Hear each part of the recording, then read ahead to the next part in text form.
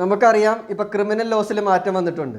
IPC, CRPC, evidence act ഒക്കെ മാറിയിട്ട് BNS, ഭാരതീയ നാഗരിക സുരക്ഷാ സംഹിത, അതേപോലെ BSA, അങ്ങനെ പുതിയ നിയമങ്ങൾ വന്നിട്ടുണ്ട്.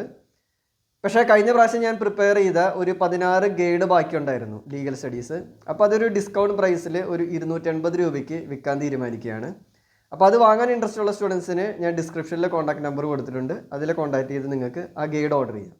അതിൽ ഞാൻ ഈ ഒരു എവിഡൻസ് ആക്ട്, IPC, CRPC അതല്ലാതെ തന്നെ അതിൽ tort, contract, specific relief act, jurisprudence, family law, dowry prohibition act, domestic violence act, civil procedure code, പിന്നെ IPC, CRPC, എവിഡൻസ് ആക്ട്, അതിനുശേഷം ലീഗൽ മാക്സിംസ് ഉണ്ട്, negotiable instrument act, transfer of property act, companies act, right to information act, ഇൻഫർമേഷൻ്റെ goods and service act, partnership act, POCSO act, NDPS, അങ്ങനെ ഏകദേശം ഒരു 50ഓളം topics ആയിട്ട് divide ചെയ്തിട്ട് 50ൽ ഓരോ ടോപ്പിക്കും അതിന് ശേഷം പ്രീവിയസ് ക്വസ്റ്റ്യൻ പേപ്പറും അങ്ങനെ ഡിവൈഡ് ചെയ്തിട്ടാണ് ചെയ്തിരിക്കുന്നത്. അതിൽ 3 IPC, CRPC, എവിഡൻസ് ആക്ടാണ് മാറ്റം വന്നിരിക്കുന്നത്.